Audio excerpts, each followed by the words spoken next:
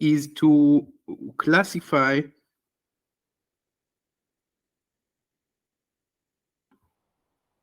finite fields, all finite fields.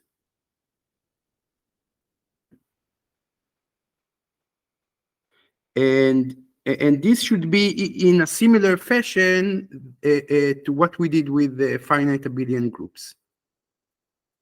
Now, the first step in this classification, you could say, is to classify all the additive structure of finite fields. And in particular, we will see that a finite field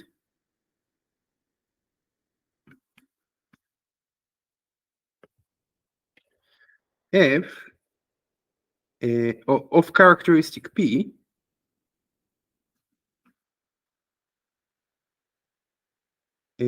must have P to the n elements.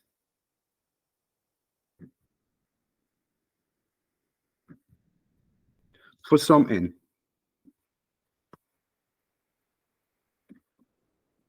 Now, what I planned originally, I mean, and this is kind of the standard textbooks prove this this fact in star by showing that a finite field is a vector field over FP. So we saw that F is a vector space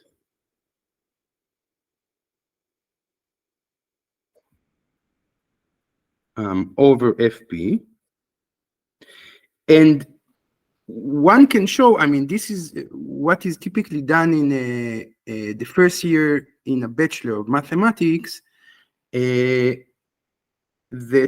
you show that every vector space which is finitely generated, in the sense we talked about last time, is isomorphic to the field to the power of n for some n. And this would imply, I mean, if we could show this, it would imply a star, right? So my original plan was to follow the standard textbooks in linear algebra that prove this fact. I mean, this is actually this fact you can regard as the classification of finitely generated vector spaces. But of course, you need some theory to prove this fact, in particular the notion of dimension and so on. And I expected this to take a couple of sessions. Now, it's not bad to know about vector spaces, but in our case, we have like a shortcut. So if we want to prove star, we can use the theorem of classification of finite abelian groups, and I will soon show you the argument. But it's not a couple of lectures; it's like 10 minutes. So it is much better, I think, to put aside the stuff on vector spaces for now, because we don't have a good motivation for it, and do the shortcut. So I apologize for the inconvenience, but it's kind of an occupational hazard. I mean, we are taking a non-standard path, and sometimes I will find shortcuts, but sometimes I will not. I cannot promise this would not happen again. But in any case, in either way, I think the road is also contributing to future material. Okay, so any questions about this issue? I will now show the argument.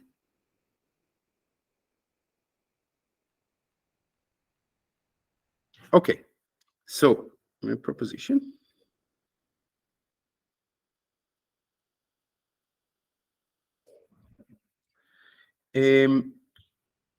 Let F be a field of a characteristic P, then the additive group, I mean, F plus 0 is isomorphic to the direct sum of ZP with itself and times for some n.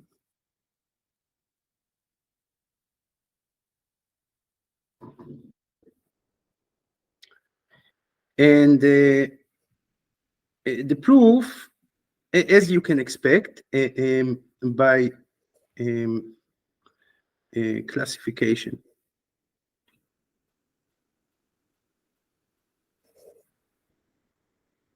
of finite abelian groups. Well, I should say, let F be a field, a finite field.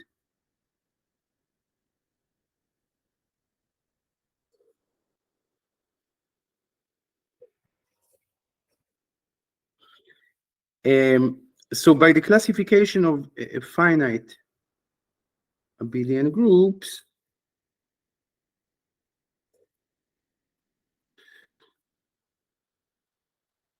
the additive group of F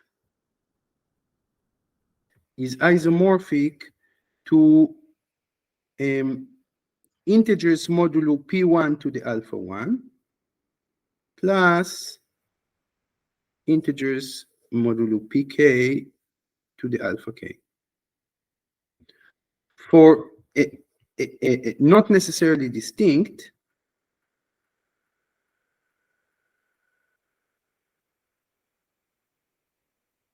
primes, P1 up to Pk, with alpha 1 up to alpha k, some integers greater or equal to 1. Now, I claim that, in fact, in this case, we must have that all the primes P1 and up to Pk must be equal to P, and all the exponents alpha 1 up to alpha k must be equal to 1. Why is that? If for some I,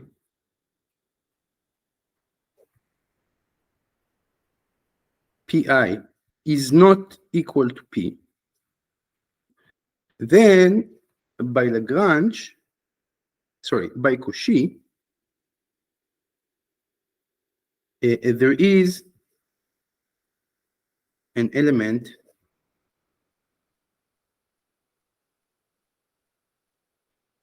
of order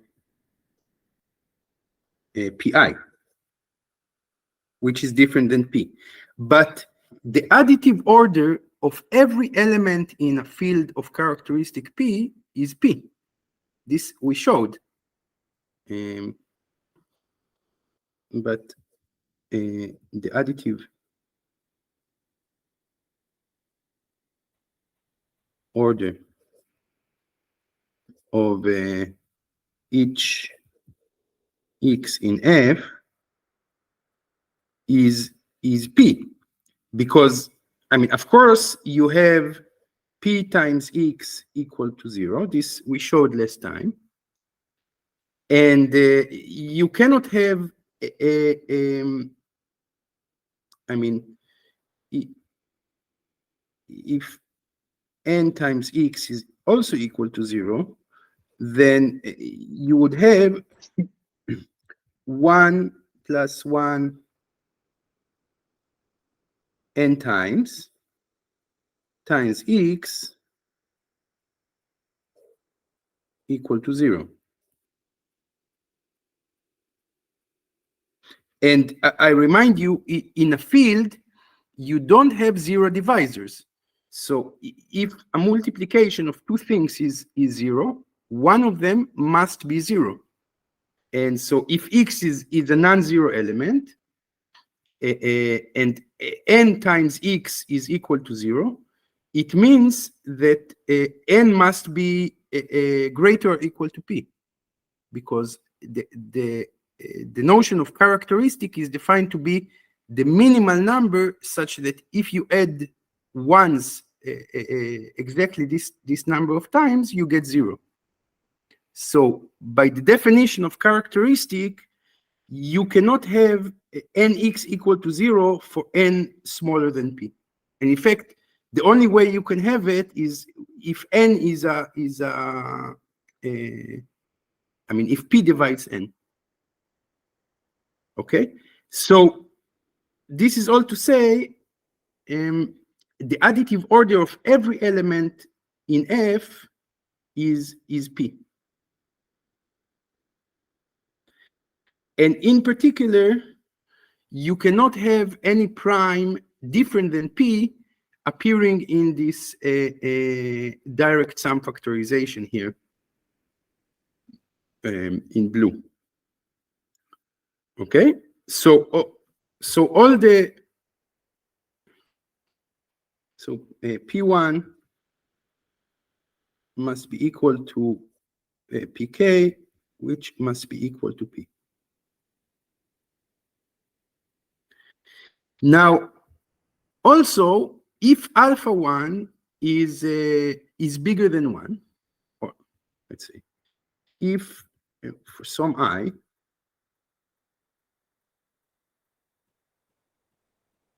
alpha I is bigger than 1, strictly bigger, can anyone complete the argument? What will how can we get a contradiction in this case?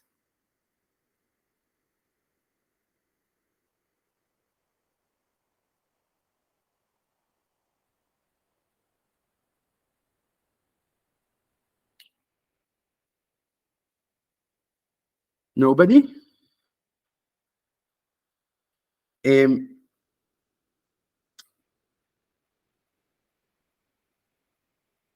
What we have, if alpha I is bigger than 1, we have an isomorphic copy of z pi to the alpha I sitting inside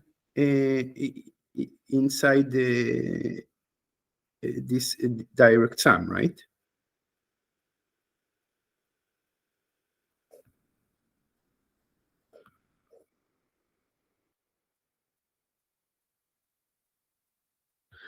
And I remind you, finite abelian groups admit the full converse of Lagrange theorem, or if you wish, the generalized Cauchy theorem. That is, every number that divides the order of a finite abelian group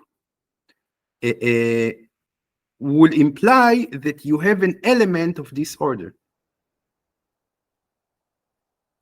Okay, so and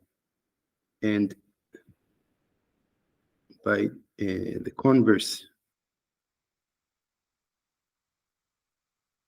of Lagrange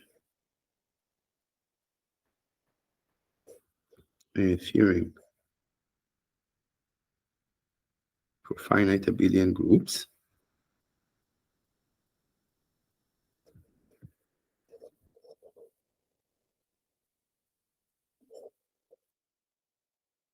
there is an element x in F of order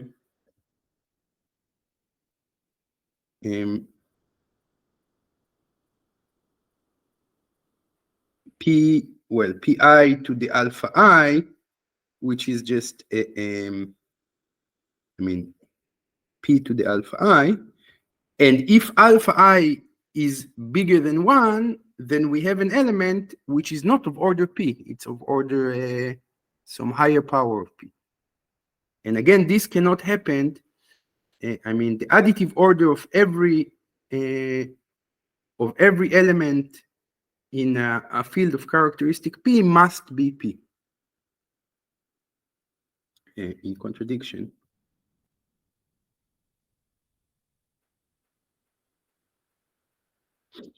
to the fact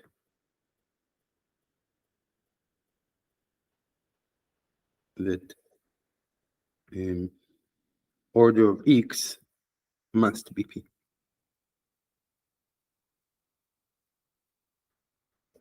Thus, also alpha 1 up to alpha k must be equal to 1, and we're done, right? I mean, so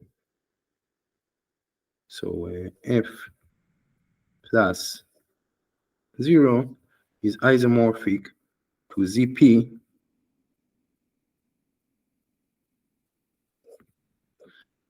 times zp for some n.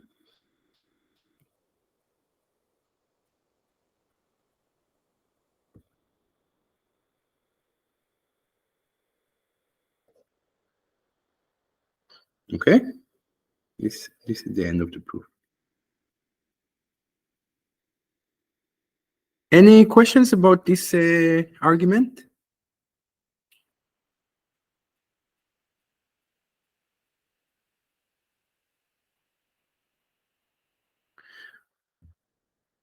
Okay, so the corollary, of course, is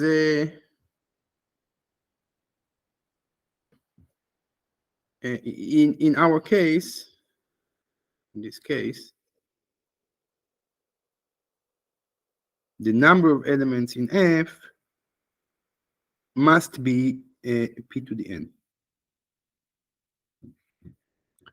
So if you just think about what we proved here, we essentially classified all the possible addition tables of finite fields of characteristic P. I mean, the addition table is simply given by the direct sum of ZP with itself n times. Okay. Now, of course, what is missing is the multiplication table. And for this, we do need a little bit of theory, but really a very simple one. So let me just check if I didn't miss anything. Okay. So next is understanding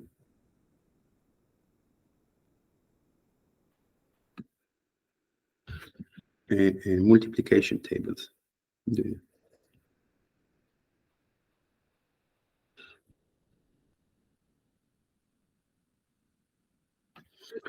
And for this, we need to talk about polynomials. So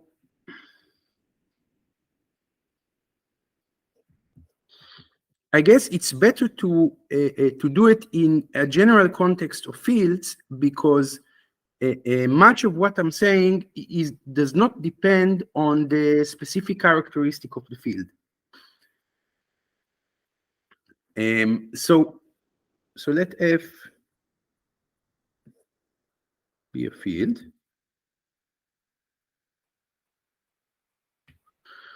A polynomial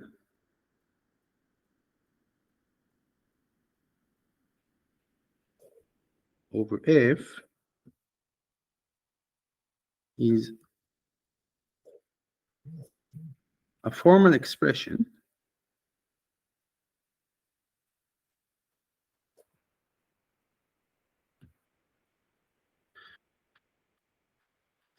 fx equals an x to the n plus an minus 1 x to the n minus 1 plus a1 x plus a0, where the AIs are, let's say, for each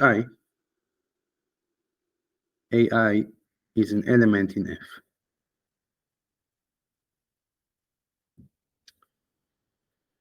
Now, what do I mean by a formal expression? Okay, before that, just terminology. These guys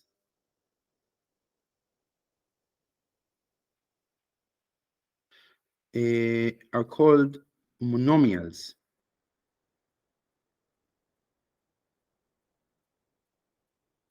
So you could say that a polynomial is a sum of monomials. And yes? For each monomial, the coefficient A, on what field, like how is it expressed? Is it an element of a field that it's smaller than the what we are trying to represent, or? No. A polynomial over F is a formal expression such that the coefficients AI are in F. Also. Okay, fair enough. Okay. And the set of all polynomials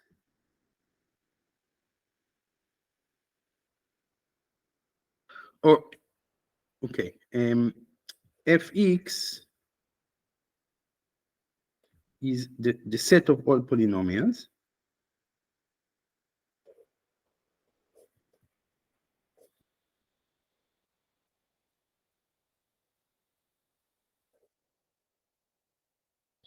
And here I include the zero polynomial.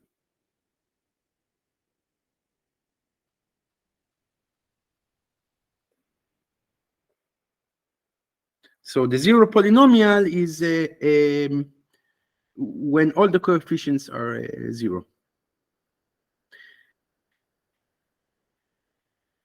And the degree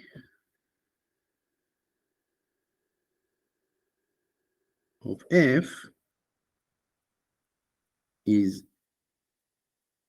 n if an is non-zero and is the maximal, and n is the maximal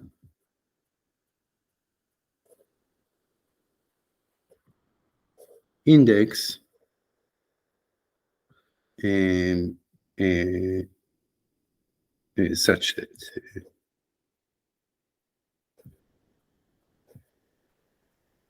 that an is indeed different than 0. So there is a convention to say that the degree of the zero polynomial is minus infinity. This is by convention.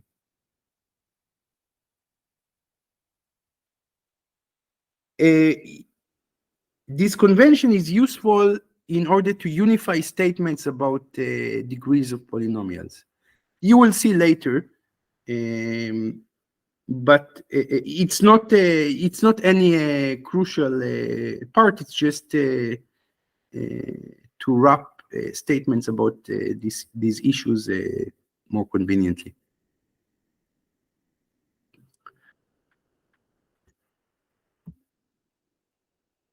Okay, so when I say that a polynomial is a formal sum, it implies something about equality of polynomials.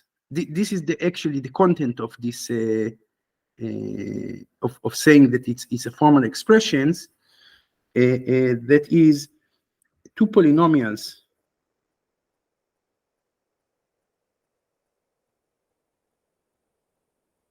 Let's say f, and I will abbreviate by writing this summation that I hope you know from before.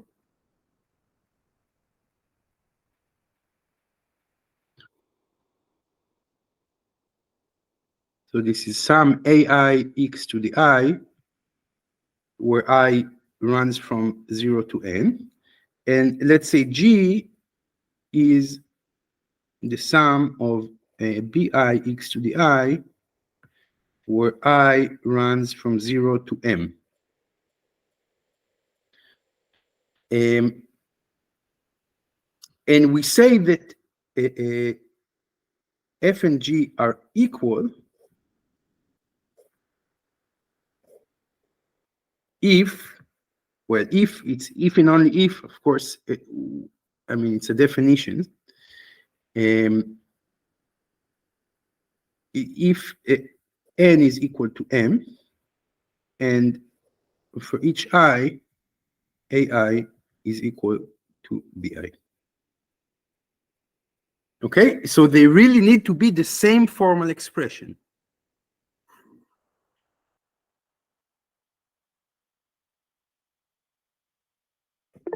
Yes. I have one question, but related to not the to polynomial equality, but to the previous definition. Is the degree bounded somehow by any characteristic of the field, like the characteristic itself of the field, or I don't know, the order or something like that? No. I mean, you could, because you could, it's a formal expression, so you could have just even take the polynomial x to the n. Okay, you can have x to the n for any n, and it doesn't depend on the characteristic of the field, and so on. You will always have the polynomial x to the n. Okay. However, and this is what I want to say here, every polynomial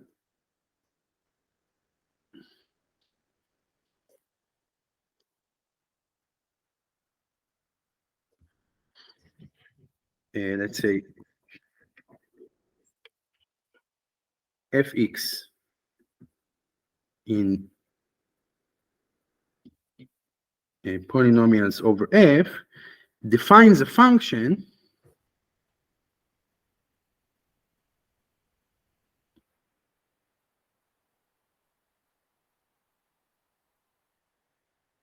from f to itself by taking a into f of a.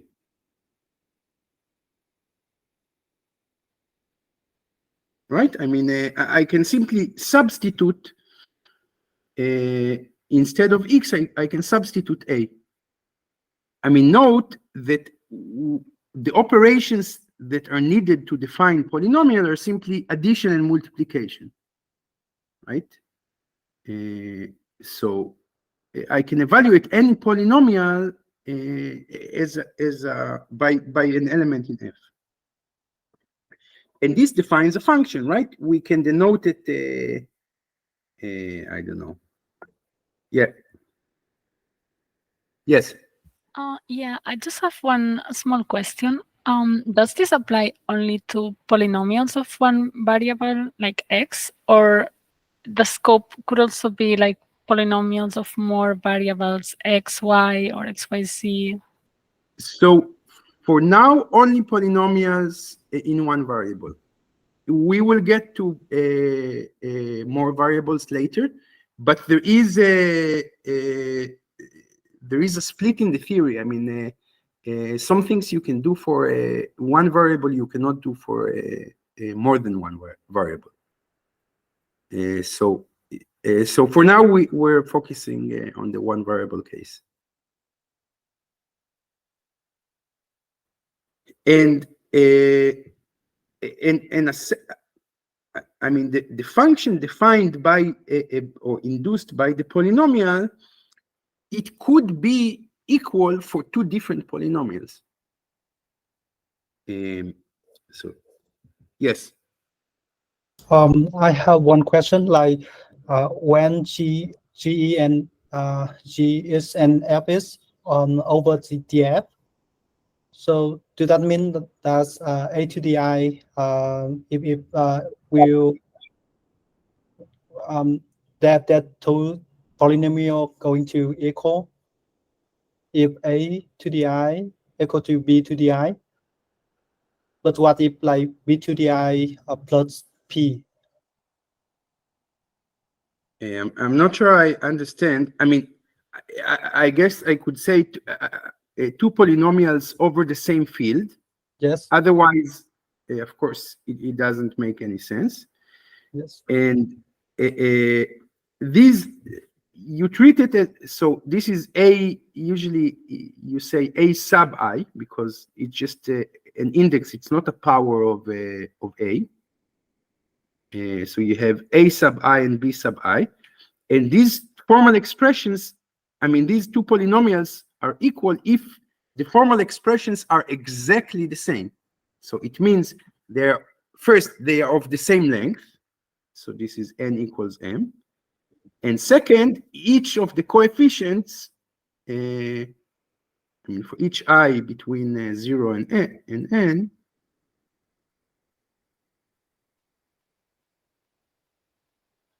the coefficient AI is equal to the coefficient BI.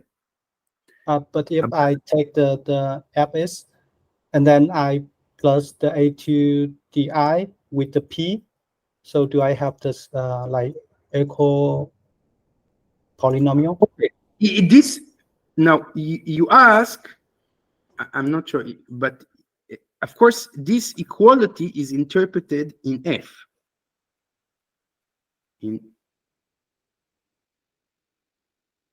Right? That's the only place you can sensibly talk about equality of these coefficients, because of course these coefficients live in F.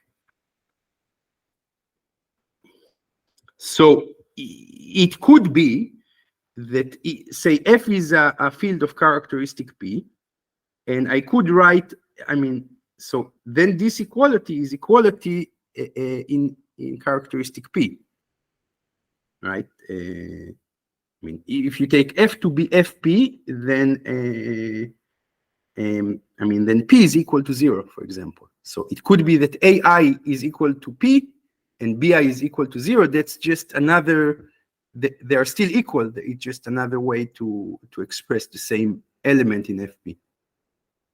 I got it. Got it. Okay.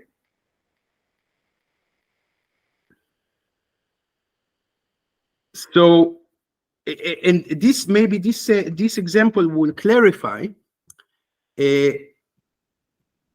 Say F is equal to the field of two elements, F2.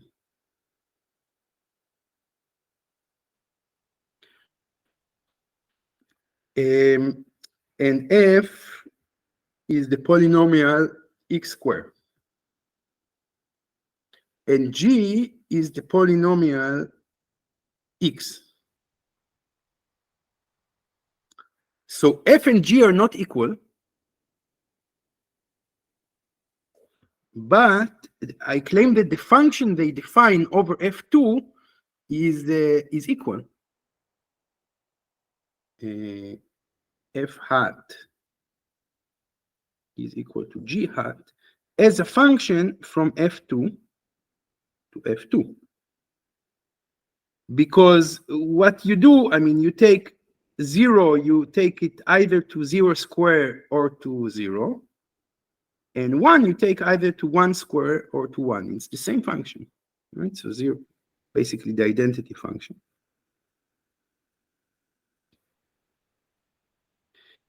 but we consider them as two different objects. Okay, so it's important to make this distinction.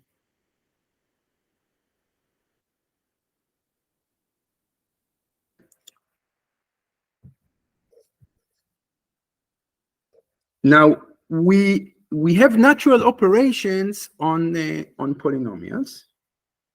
So if f yes. Yeah, to define the equality between f hat and g hat, you're saying they're equal because you only look at the evaluation table. You say when the input is 0, it gives 0, when the input is 1, it gives 1. But you don't look at how you would define the monomials of f hat and g hat. No, because I mean, this is equality of functions as functions. And you define equality by just looking at the evaluation table in this case. Yes, because a function, this you could go back to the first session we did. A function is simply a subset of the Cartesian product of the domain and the target. So it's the set of all pairs. Okay. I mean, I don't want to repeat. No, it's okay. It's okay. Maybe I missed because I joined later on, so maybe I missed this one. Okay, so I mean, this is maybe a general remark to anyone who joined later. I am relying on the things we did previously, but it's really okay to ask about it at any time. So I mean, just to answer shortly on your question, a function between two finite sets is just a table. I mean, you tell me, you can think of it like a function. You can think of it as a function in a typed language. So you have to declare what is your input space and what is your output space. And once you declare it, you have to specify for every element in the input space a unique element in the output space. So if the input and the output are finite sets, it's just specifying a table. And here, so f hat and g hat are simply tables, and they are equal as tables. Thanks. Okay, so but I don't want to. I mean, this f hat and notation is not a standard one. It's just to stress this issue. In terms of operations, if you have two polynomials, fx being the sum ai x to the I, and gx being the sum bi x to the I, then without loss of generality, say m is smaller or equal to n. Then fx plus gx is, you simply add the coefficients when you can.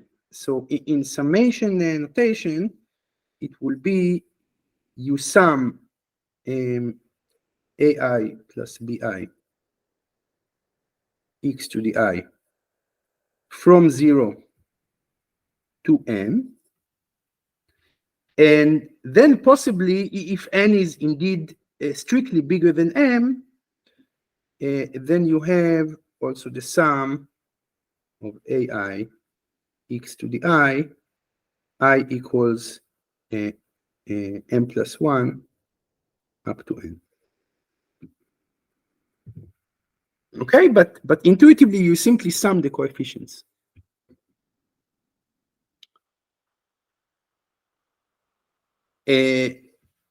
What this means is that the degree of f plus g is simply the maximum of the degree of f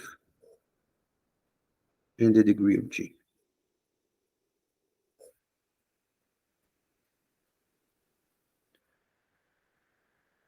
And you can also multiply polynomials.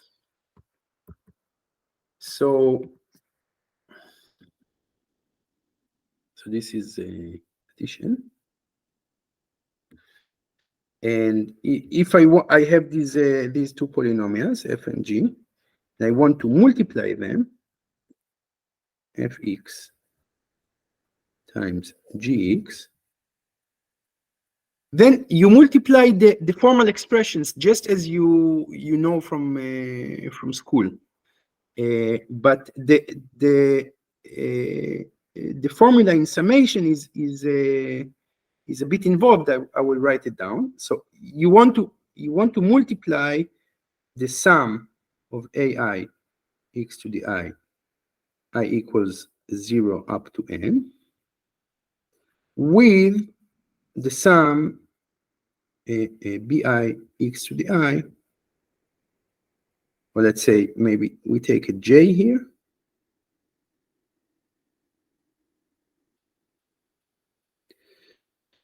j equals 0 up to m, and this will be the sum of some coefficients ck x to the k equals 0 up to n plus m, and the ck are given by the formula sum over all pairs I and j. I runs from 0 to n, j runs from 0 to n, and I plus j must be equal to k. Okay, and then aj be I minus j.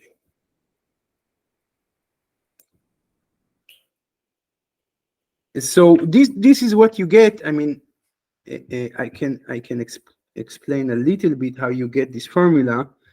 I mean, just write.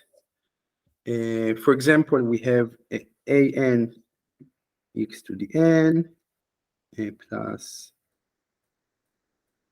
maybe we do the n minus 1, n minus 1 x to the n minus 1 up to a0.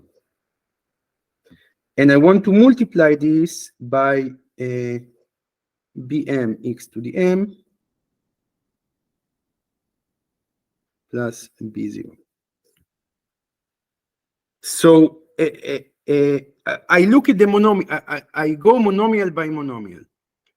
The monomial in of degree n plus m is an times bm times x to the n plus m, right? So that's the first expression.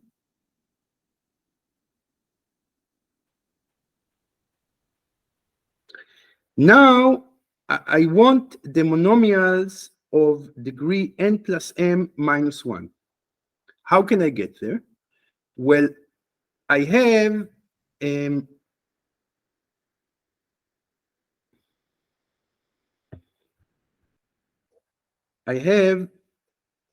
minus 1 times bm, and this will be a monomial of degree n plus m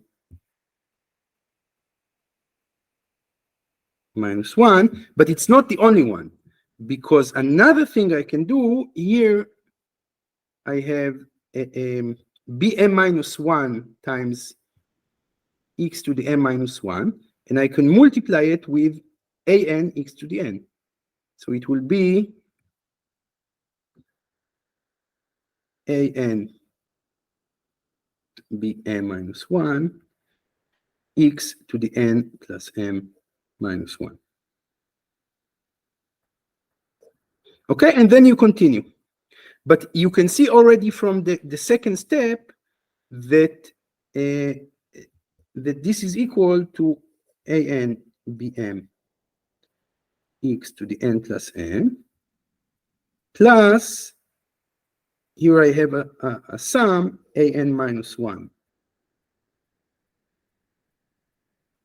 times bm plus an bm minus 1,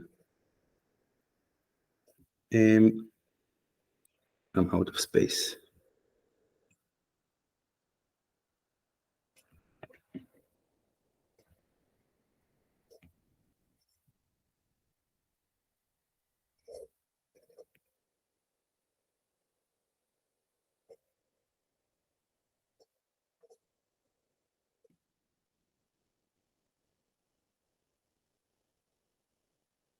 Okay, and there are more expressions, but this this guy is a c of n plus m minus 1.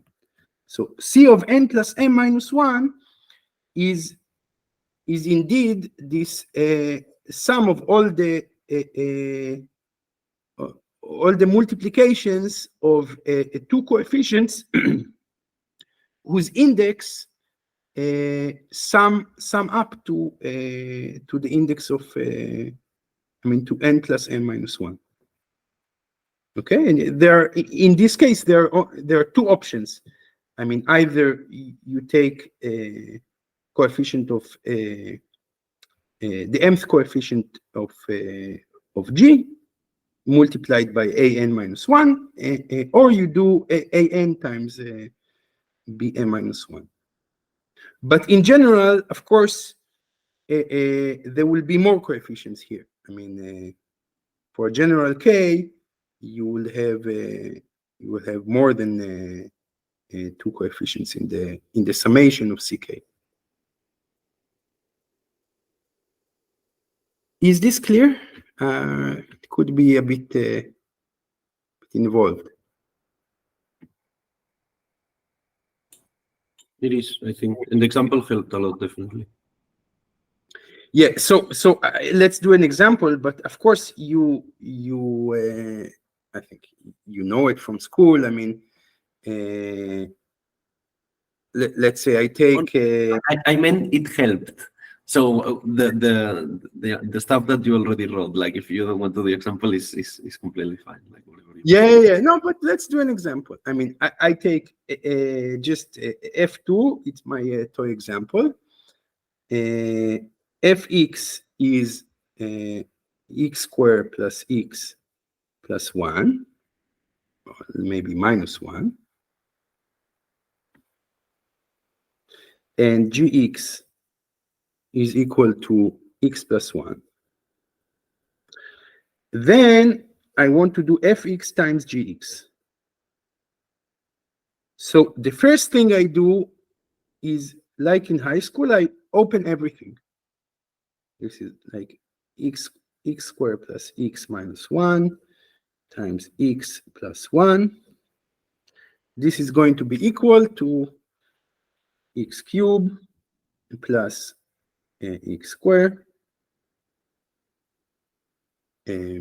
Well, actually, plus 2x squared minus x minus 1.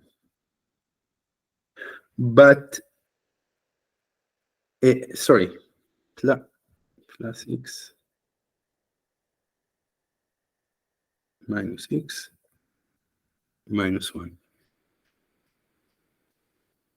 So this is equal to x cubed plus 2x squared minus 1. But sorry, Matamba, one question. If you are in F2, how can you have a 2 as a coefficient? So this is answered by the last equality. Oh, sorry. Okay, sorry. Okay.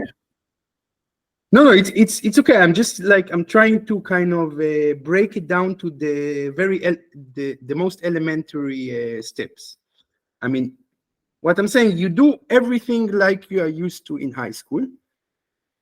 I mean, you open up the multiplication of the formal expressions, and then you take the coefficients. You reduce modulo p if you're in FP, right? So, I mean, in general, these two represents 1 plus 1, whatever it is. 1 plus 1 in our field, we replace it.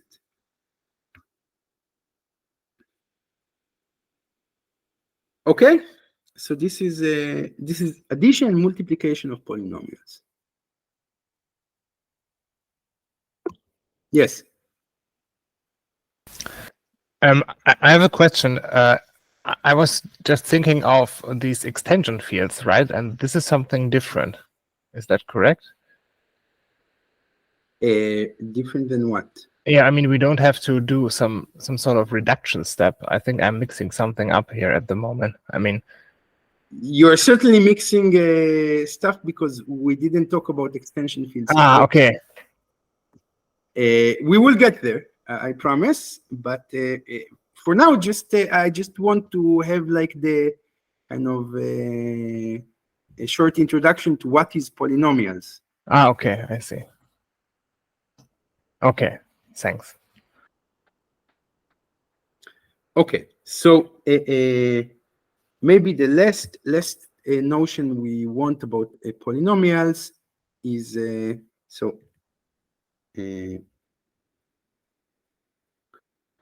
let f be a polynomial over a field capital F, and T an element in F. Then T is called a zero or a root of F if F hat of T. But let me just write it F of T is equal to 0.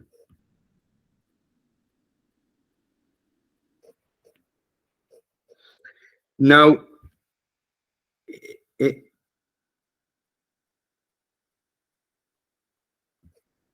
if K into F is a subfield inclusion.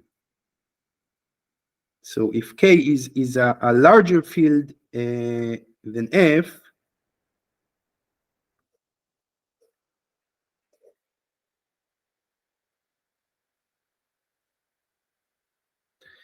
then I could take F, then for a given polynomial in Fx, I could consider it as a polynomial in Kx.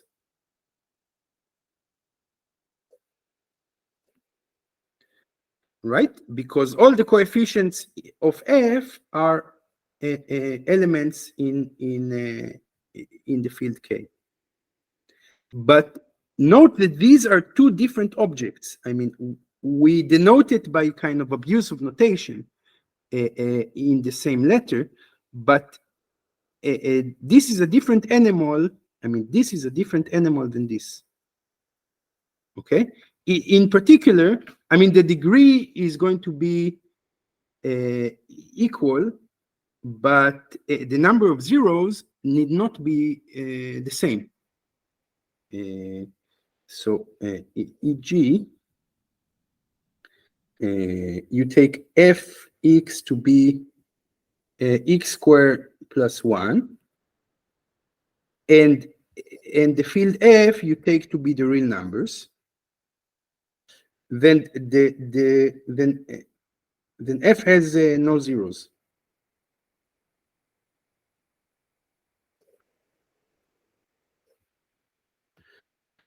But if you look at F,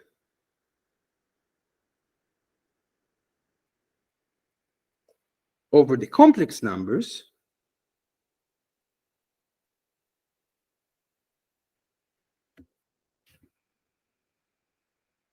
the element I in C is a 0.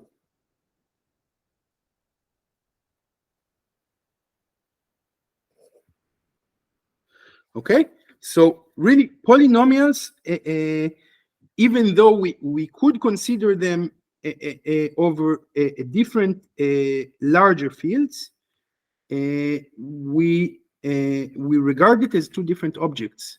I mean, okay, so it's kind of, you have to declare what is the field for which you consider the polynomial over.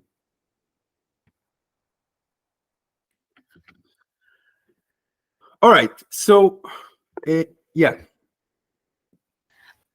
So can we say that the biggest field has equal or more zeros than the smaller one? Or does this not apply always? Yeah, so the set of I mean, in terms of I mean, in terms of size, the set of polynomials, so you could say that if F is contained in K, then you could say that Fx is contained in Kx. Is this your question? Yes, but also like the zeros are gonna be equal or greater as well for K than for F? Yes. Okay, okay. Yes. But you need to have a subfield inclusion for this, okay? It is not true, like what you need to be careful. I mean, you could view, for example, FP as a subset of the real numbers, right? Because FP is just all the elements 0 up to P minus 1. But this is not a subfield, it is a subset inclusion, but it's not a subfield inclusion. So Okay, and what we said, it does not apply. Okay, so you really need to have the same, I mean, the operations of addition and multiplication in F to extend to the addition and multiplication in K. okay, makes sense. Thank you. All right. If there are no other questions, I suggest we take a break. Sure. All right. See you in 2 minutes. Yeah. Oh, okay. Just to sum up what we did, we defined. So we defined two operations on polynomials. One is plus,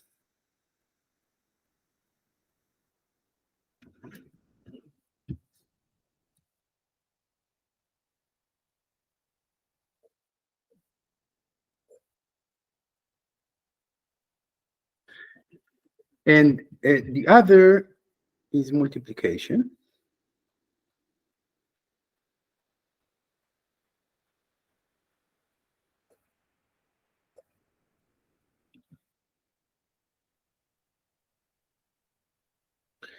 And of course, these operations are associative.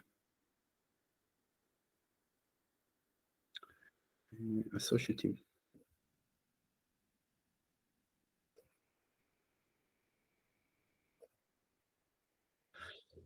And moreover, we have a neutral element with respect to addition, and a neutral element with respect to multiplication.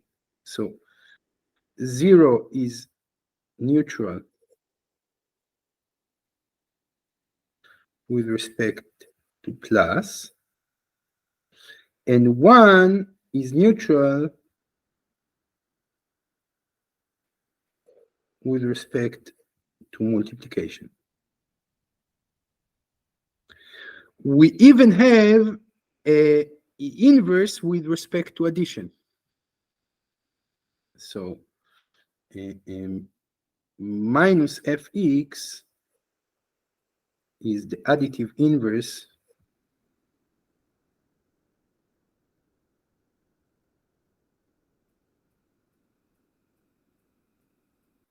to f of x. But we don't generally have a multiplicative inverse for a polynomial. So I claim if, well, fx in f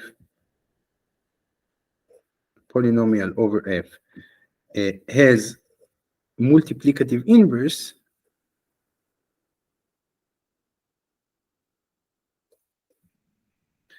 if and only if the degree of f is precisely 1. Sorry, precisely 0. I.e., fx is some constant, and this constant is non-zero.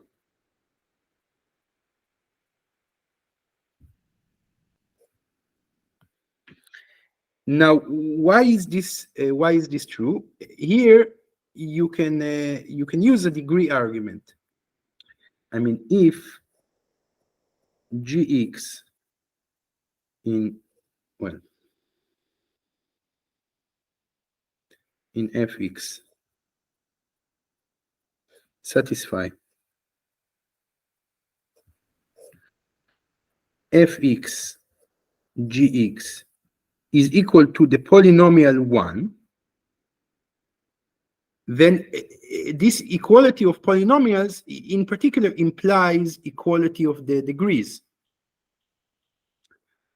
So the degree of f times g must be equal to the degree of 1. The degree of the polynomial 1 is indeed 0. But the degree of the multiplication of two polynomials is the sum of the degrees.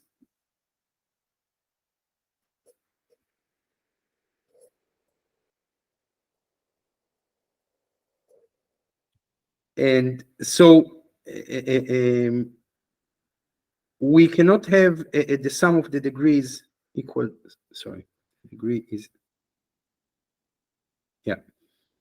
So the only way we could have it is if the degree of f and the degree of f equals to 0, and the degree of g is equal to 0.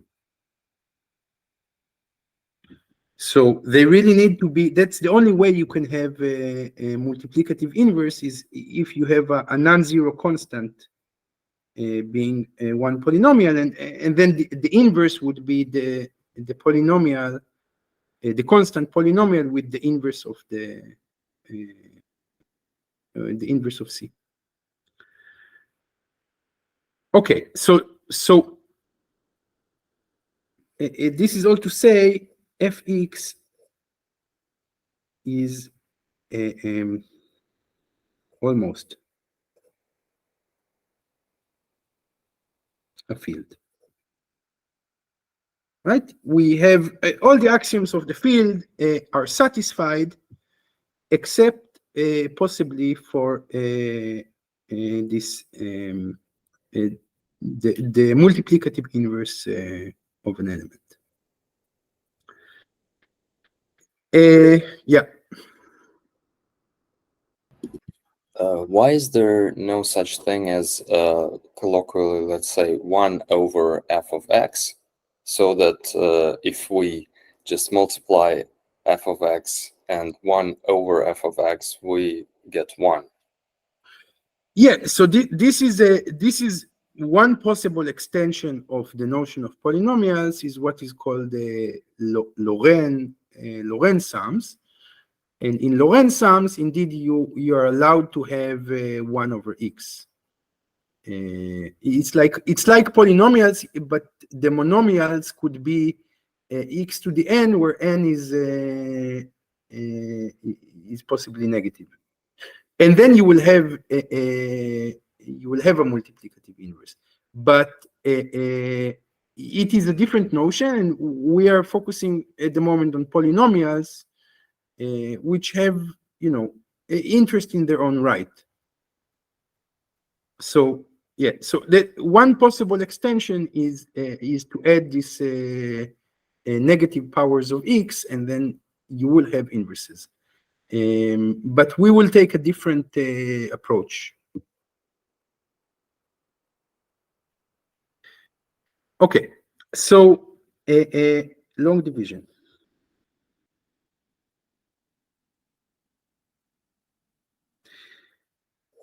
The slogan here, and I guess throughout this chapter of polynomials, polynomials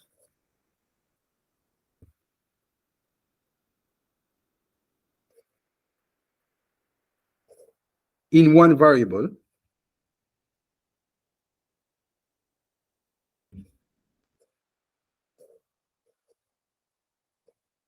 are analogous to integers.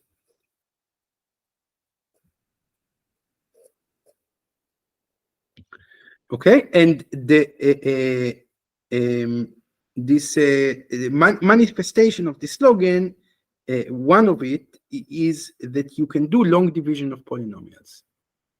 So how do you do it?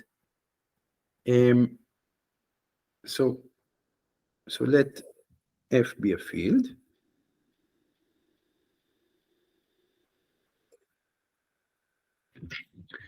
And suppose I have two polynomials, fx is equal to an x to the n plus a1x plus a0, and gx is bm x to the n plus b1x plus b0. Without loss of generality, I suppose that m is smaller or equal to m.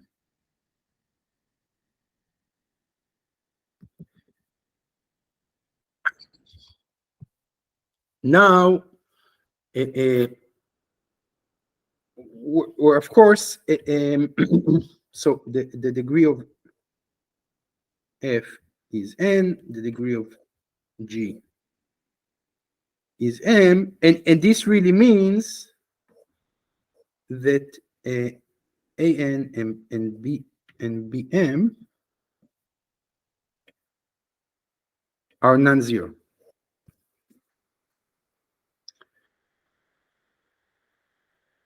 Now I set n0 to bn,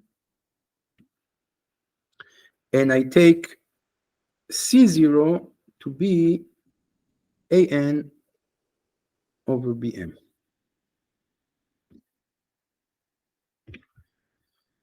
And now what I can do, I can take fx minus c0 x to the n0 minus m times gx. Okay, And what this does for you is removing the top monomial of f, because the top monomial of f will be cancelled with the top monomial of the second term, of this term. Okay, so this will be, let's call it R1 of x, and it will be an minus 1 minus bm minus 1 c0 multiplied by x to the n minus 1 plus some other monomials.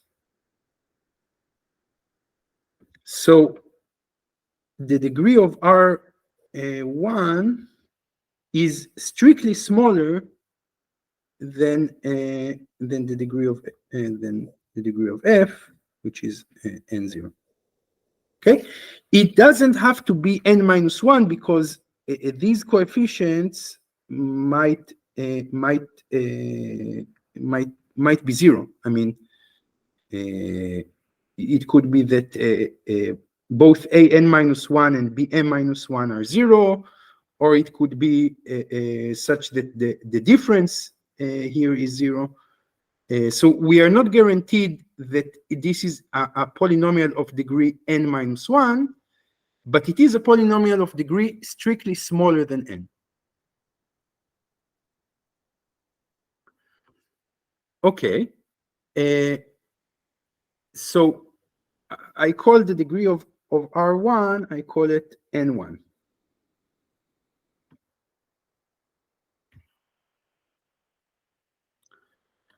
And now I do the same. Similarly,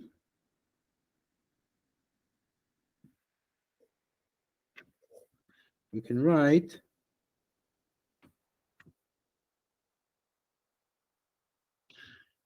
I take now R1 instead of f, and I subtract. So, okay, I should say,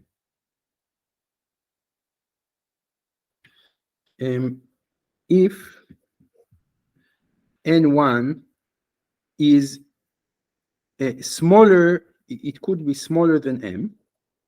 M, I remind you, is the degree of G.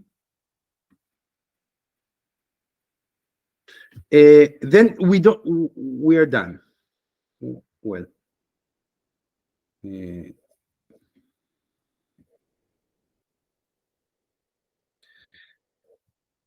otherwise, I can do the same trick with f replaced by R1. So I do R1 minus some constant C1 times x to the n1 minus m times gx. And C1 is chosen such that the top monomial of R1 will be cancelled.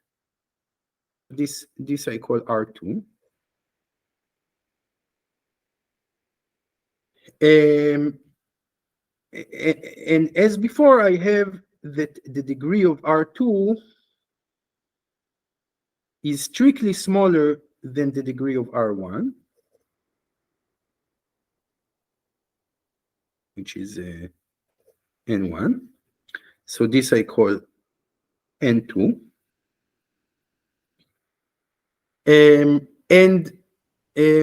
Of course, I can continue this process until until the ni becomes strictly smaller than m. And we continue.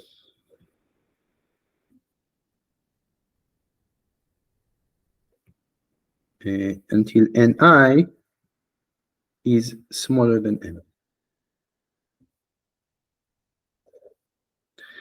this process must be finite, right? Because we continuously decrease the degree. At the end, we get,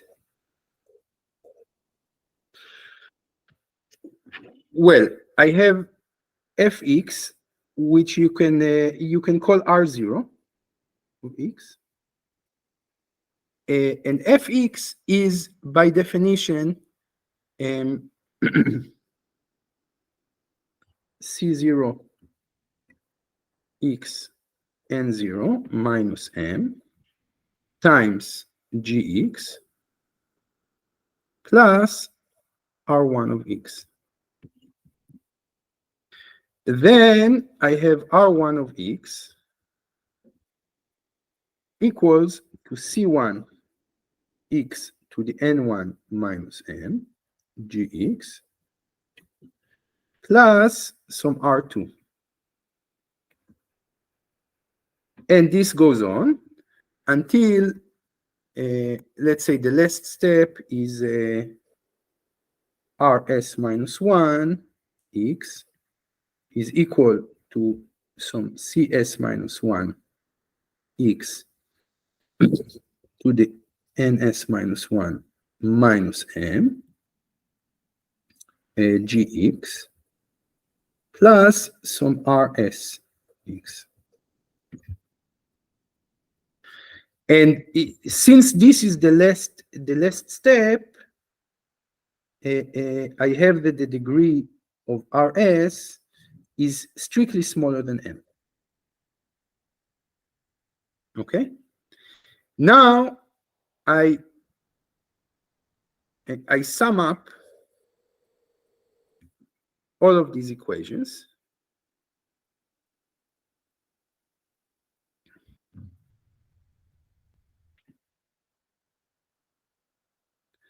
And what I get, I mean, if you look at it, this R1 is canceling with this R1. And this R2 will be canceled with the R2 that will be here. So after all the cancellation, of course, R0 is not canceled, and RS is also not canceled. So we get fx, which is R0, equal to gx times c0 x to the n0 minus m plus many things, plus cs minus 1 x to the ns minus 1 minus m plus rs of x, with the degree of rs strictly smaller than the degree of g.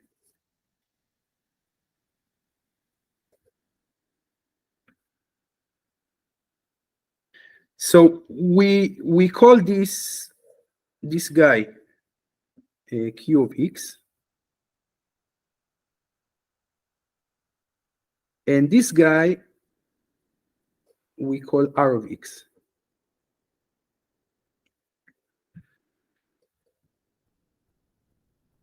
So what I can write is fx is equal to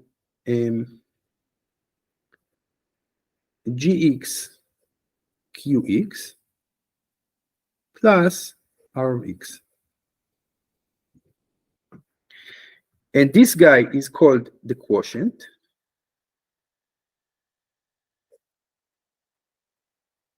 Where this guy is called the remainder.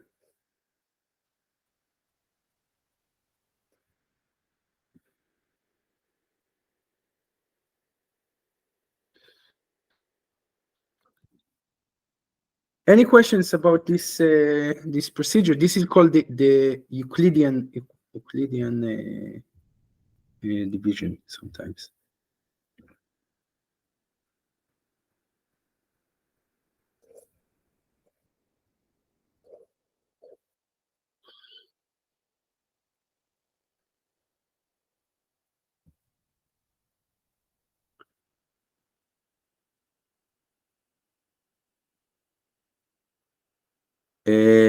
I imagine this, at least in notations and indices, is a bit involved. So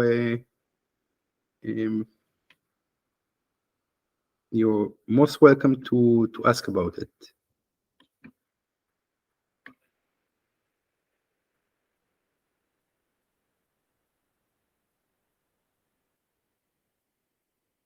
Anyone?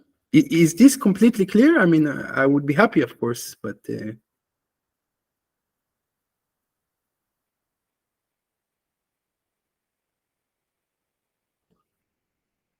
yeah.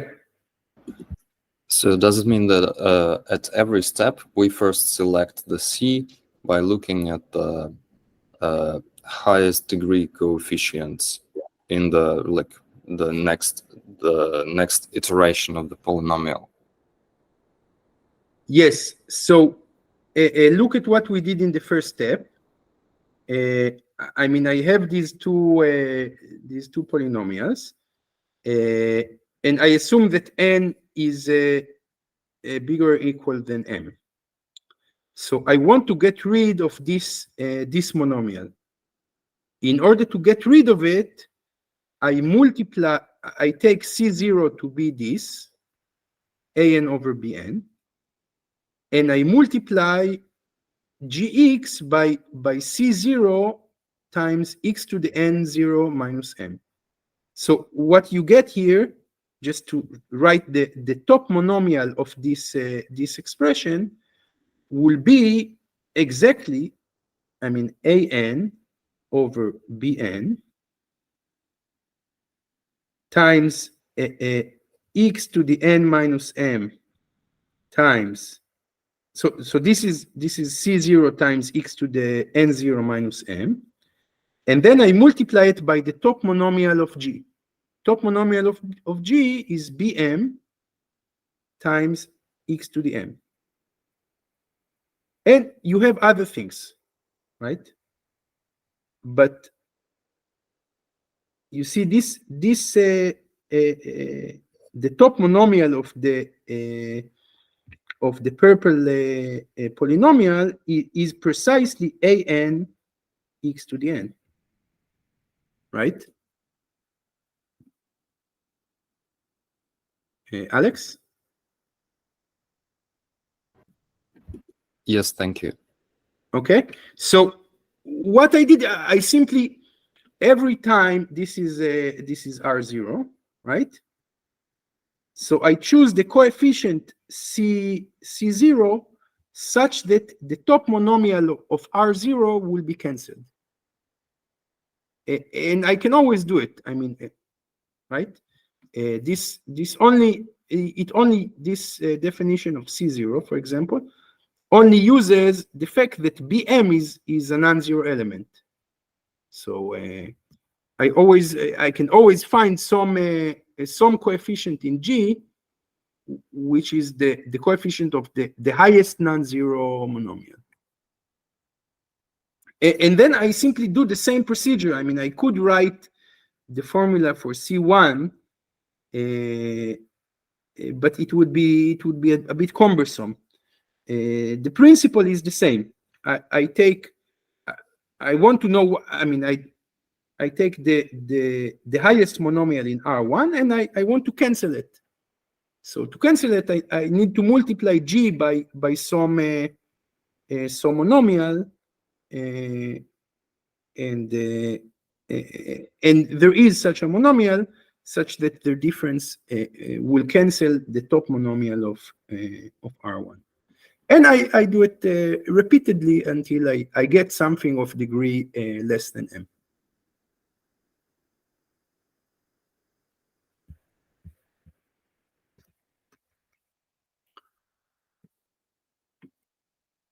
Okay, now this procedure it kind of spits out the long division of f by g. This is sometimes denoted as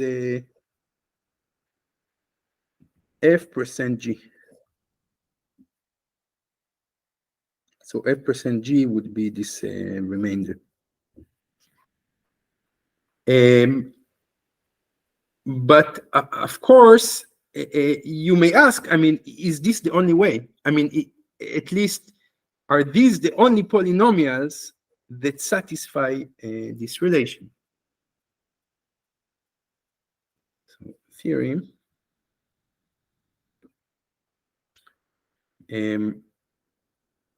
For f, g, polynomials over a field with degree f.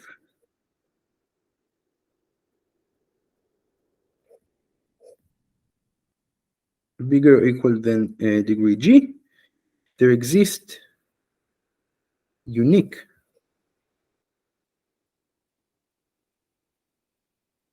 polynomials q and r such that fx equals gx qx plus rx. Okay, so we proved existence, and now I want to prove uniqueness.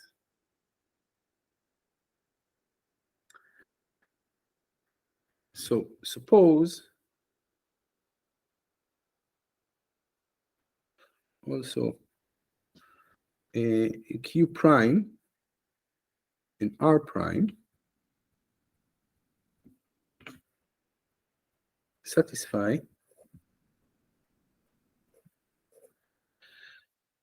fx equals gx q prime x plus r prime x.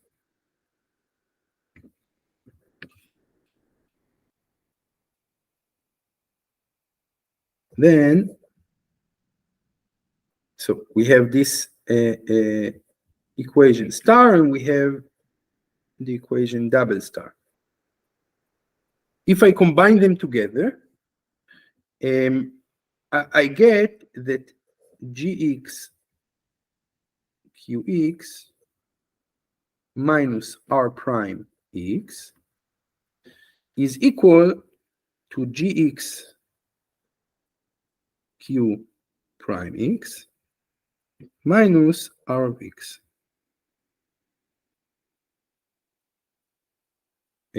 Or maybe let me put it better as gx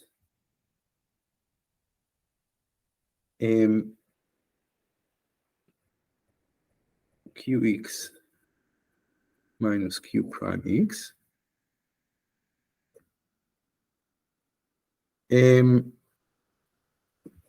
equals rx minus r prime x.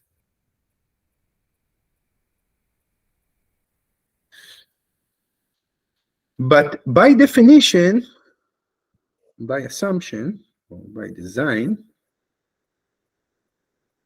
the degree of r and the degree of r prime need to be strictly smaller than the degree of g,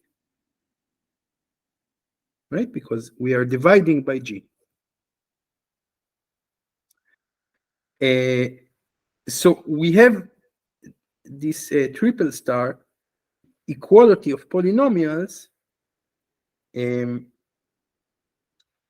We know that the degree of r and the degree of r prime is strictly smaller than g. So the degree of the difference, r minus r prime, is also strictly smaller than the degree of g. So the only way this triple star equation of polynomials can happen, and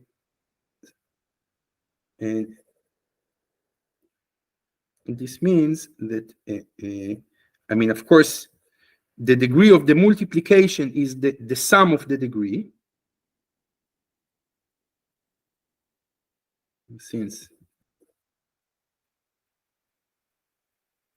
the degree of G times Q minus Q prime is equal to the degree of G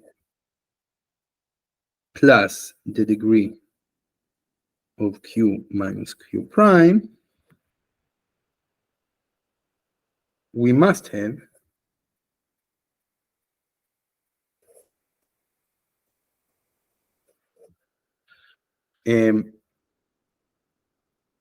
Q equals Q prime, right? So Q minus Q prime must be equal to 0. And from this, from which it follows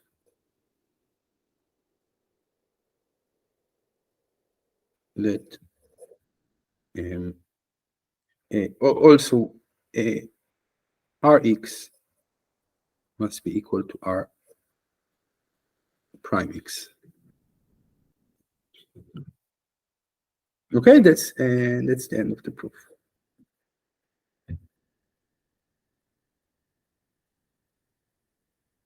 Is this clear? This uniqueness argument?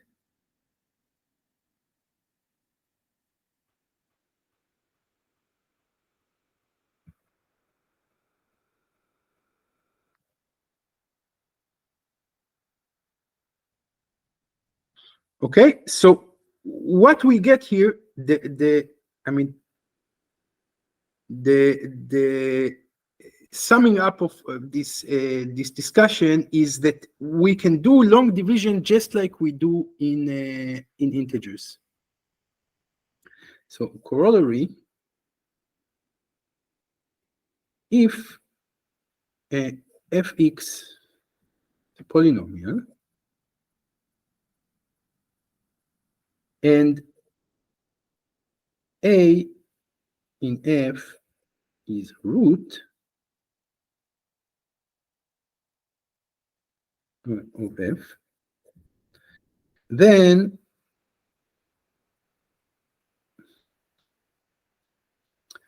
I can write fx equals to x minus a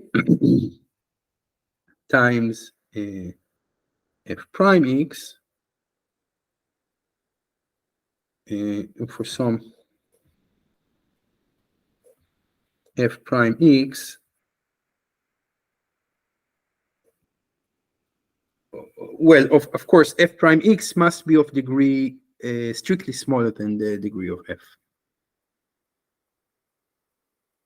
How do I see it?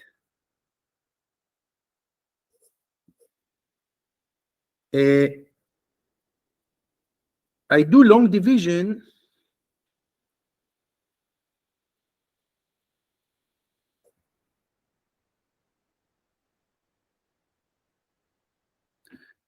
of fx by I take gx to be x minus a.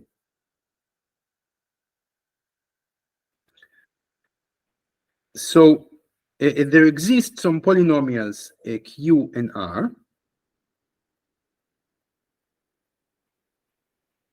such that fx is equal to x minus a qx plus rx.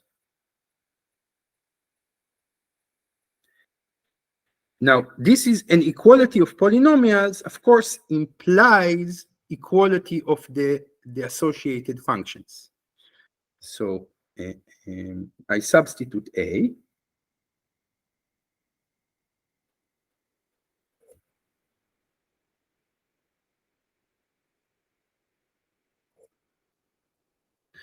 I get, well, f of a is 0 because we assume that a is a root.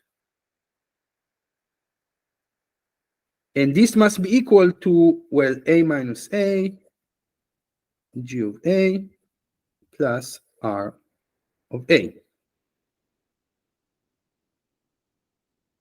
So r of a is also 0. But the degree of r must be strictly smaller than the degree of what we divide by. It must be strictly smaller than the degree of x minus a, which is 1. So it means that the degree of r is 0, hence r, well, r is really r is really the constant polynomial 0. Oh. In fact, in our convention, the degree of the 0 polynomial is minus infinity.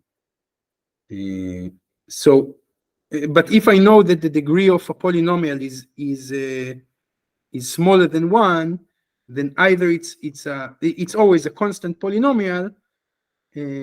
If I know that at some point it evaluates into 0, it means that it's the 0 polynomial. Okay, so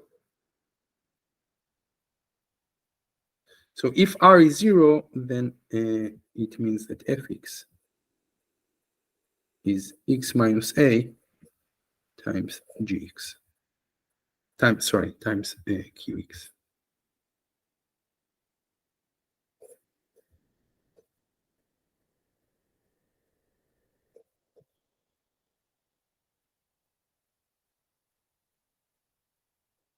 Okay.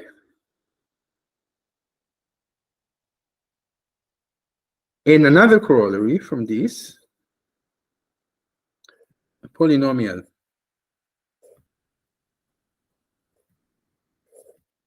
of degree n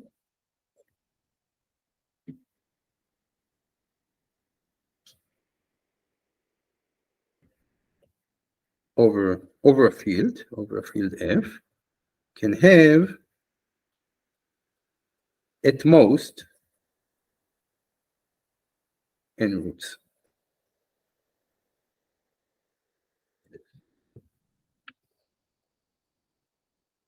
Can anybody justify, give an argument for this this corollary?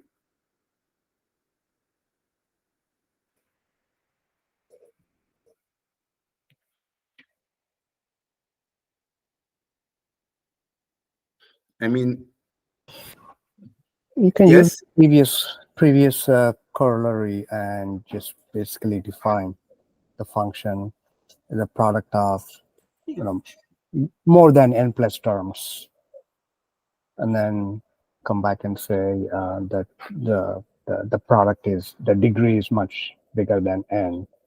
Exactly. So then you can come back, register. Yes, yes. So let me just write it down for completeness. If fx is a polynomial of degree n, that has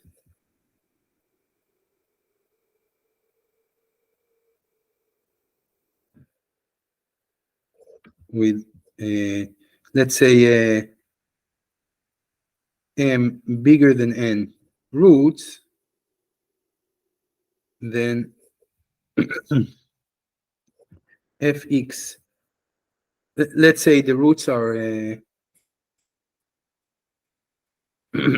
a1 up to am, then I could write fx as simply the product of x minus ai, I equals 1 up to m.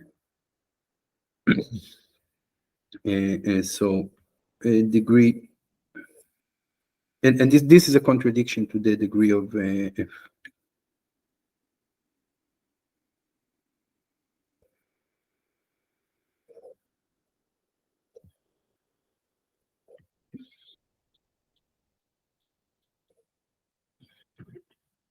Okay. So okay, we are almost out of time, but let me kind of sketch what is coming up.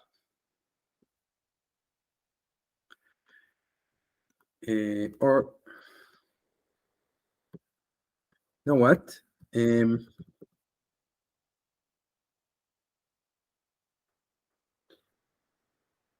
Yeah.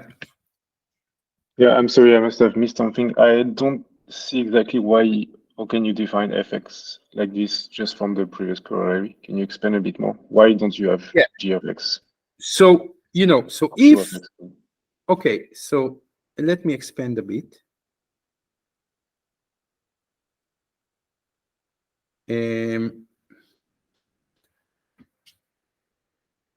Fe, since a1 is a root, I can write fx as x minus a1 times, let's call it q1 of x, with, of course, q1 is going to be, I mean, the degree of q1 would be the degree of f minus 1, right? Yep, yep. Then, of course, a2 is a root of q1 because, I mean, a distinct root, right? Oh, right. Okay. Yeah, makes sense. So since they are distinct and a2 is a root of fx, it must be a root of q1. Got it. Yeah. So And so you do q1, it for all the roots. yeah, exactly. So q1 is going to be x minus a2 times some q2. And I repeat, I get that fx is indeed this product.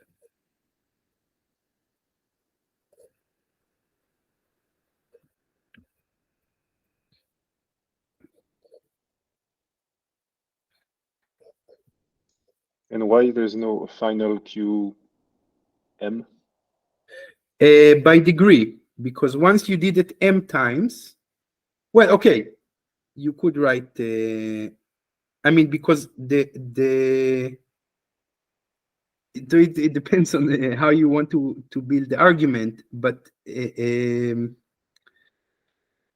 I mean, basically, okay, there could be, yeah, you could write it like this, but it would still contradicting the degree, the fact that m is strictly Right.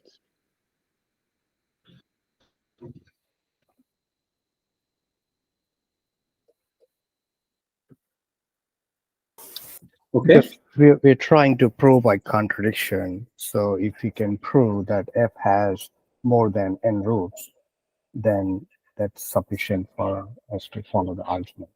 Yeah. Yeah. So, yeah, but I mean, okay. I think the point is clear. So, just a slight matter of formality.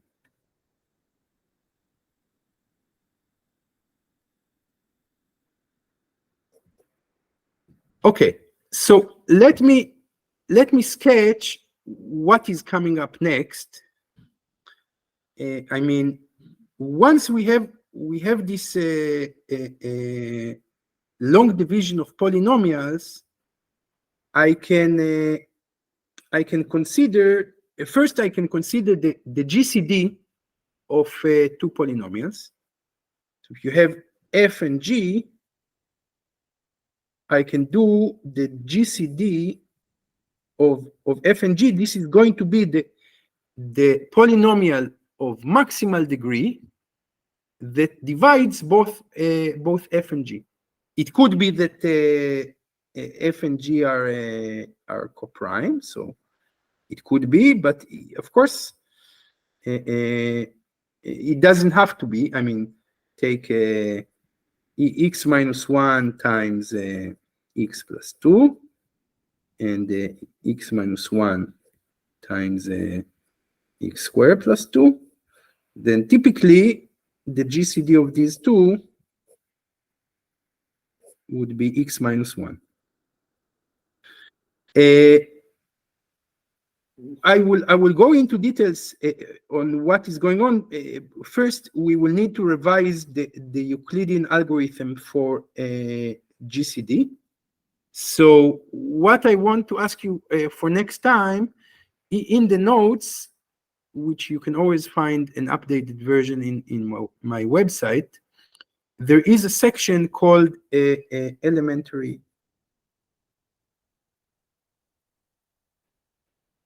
number theory.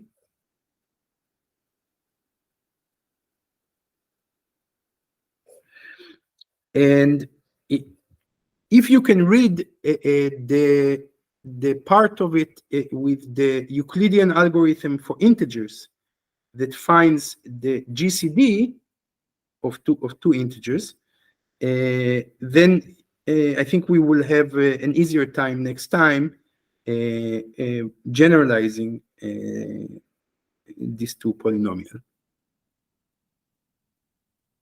Okay?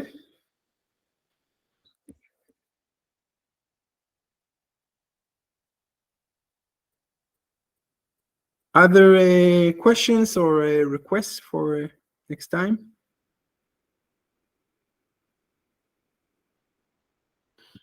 All right. So have a good rest of your day. Thank you. Cheers. Thank you. Thank you. Thank you. Thank you. Bye-bye. Bye bye. Thanks, bye.